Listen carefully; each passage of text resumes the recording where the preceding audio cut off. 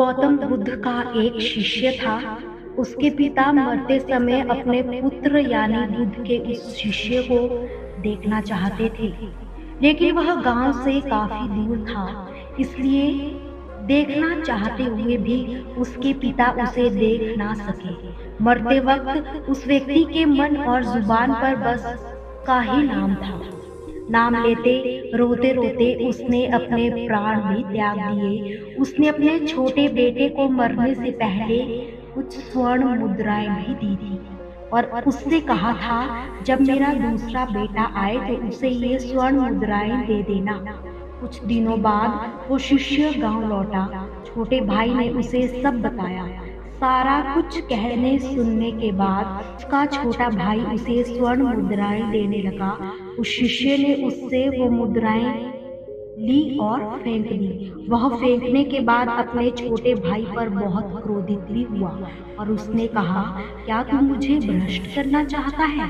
मेरे लिए मिट्टी और ये मुद्राएं एक ही समान है। मैं एक भिक्षु हूँ। इसमें बात ये भी है कि इस बात में अहंकार बहुत ज्यादा था। इस तरह क्रोध में वो बड़ा भाई वहां से चला गया। वहां से जाने पर कई दिनों तक इस घटना की चर्चा वह अपने साथियों के साथ घमंड पूर्वक करने लगा। वह अपने इस किए से प्रसन्न था। उसे अभिमान था कि उसने स्वर्ण मुद्राओं का त्याग कर दिया। मगर कुछ दिनों बाद वह उदास रहने लगा। वे मुद्राएं उसका पीछा करने लगी। रात में भी उसे सपनों में मुद्रा ही नजर आने लगी। दिन में स्वर्ण मुद्राओं का विचार और रात में सपनों से परेशान हो चुका था। उसके मन में अब प्रश्न भी आने लगे कि क्यों छोड़ दी। ले ही लेता, किसी को क्या पता चलता। उसे पछतावा होने लगा और वह परेशान रहने लगा। उसके मन में ये बातें आने लगी कि ले ही लेता तो संभाल कर कहीं रख तो लेता। अब ये रोज रोज भी भिक्षा मांगना अच्छा नहीं लगता। अगर वो ले लेता तो मुसीबत के समय भी काम आती। वो मेरे पिता की आखिरी इच्छा थी, क्यों मैंने छोड़ दिया? और इतने दिन भिक्षुक बनकर भी देख लिया, आखिर मुझे इससे मिला ही क्या? यदि मेरे पास धन होता तो किसी के पास हाथ नहीं फैलाना पड़ता।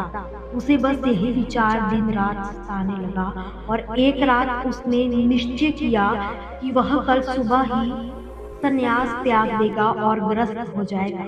उसके भीतर इतनी हिम्मत नहीं थी और रात को ही उसने अपने साथियों के साथ ये चर्चा भी कर ली। सुबह होने पर कुछ भिक्षुक बुद्ध के पास गए और उस शिष्य की मानसिक स्थिति के बारे में उन्हें बताया। बुद्ध ने कहा, ये होना तो निश्चित था। जो त्याग में प्रसन्नता का अनुभव करे वो अपने भीतर नहीं कर सकता। धन के त्याग में जो प्रशंसा लेना चाहता है वह धन में अपनी घोषणा करता है। भोगी व त्यागी में कोई ज्यादा फर्क नहीं। भोगी धन को पकड़ता है और त्यागी धन को छोड़ता है। दोनों के अंदर धन का मूल्य है। भोगी पागल होकर धन के पीछे भागता है और त्यागी भयभीत होकर धन से भागता है। दोनों की दिशाएं तो अलग है मगर रंग राग एक जैसे। बुद्ध ने आगे कहा, इसीलिए मैं जानता था कि यह घड़ी आएगी।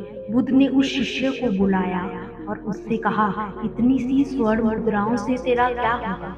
क्या तुझे लगता है कि ये 100 स्वर्ण मुद्राएं तेरी तृष्णा को शांत कर देगी? ये मुद्राएं कितने दिन चलेगी?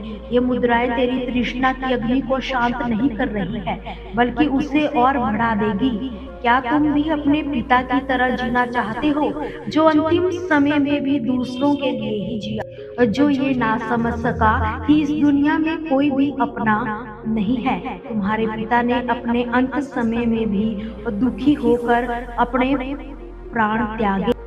क्या तुम इस बात को नहीं देख पाए? अंत उसी का दुखी हो सकता है जिसने अपना पूरा जीवन सुख जिया हो। जो व्यक्ति जागरूकता आनंद के साथ जीता है उसका अंत आनंदित होता है। तुम किसी भी निर्णय को लेने के लिए पूरी तरह से स्वतंत्र हो, पर मेरा प्रयास रहेगा कि तुम एक बार अपनी आंखें खोलकर देखो कि जिस तरह तुम भाग रहे हो क्या वहाँ कुछ सार्थक है? क्या वहाँ वास्तव में कुछ ऐसा है जो तुम्हारी तृष्णा को शांत कर देगा? उस भिक्षु को बुद्ध की बात समझ आ जाती है और वह अपना निर्णय बदल लेता है। तो दोस्तों, कैसी लगी आपको आज की ये हमारी कहानी? कमेंट करके ज़रूर बताएं और हमारे साथ बने रहने के लिए चैनल को सब्सक्राइब करना बिल्कुल भी ना भूलें। नमो बुद्धाय।